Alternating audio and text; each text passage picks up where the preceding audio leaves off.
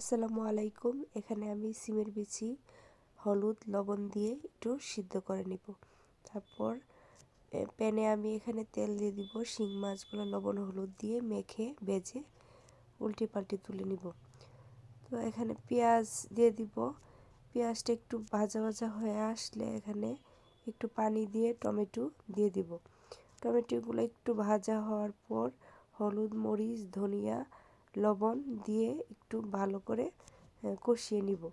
কষানোর পর সিমের বিচিগুলা সিদ্ধ করে রেখেছিলাম, ওই সিমের বিচিগুলা টমেটোর মধ্যে দিয়ে ভালো করে কষিয়ে নিব।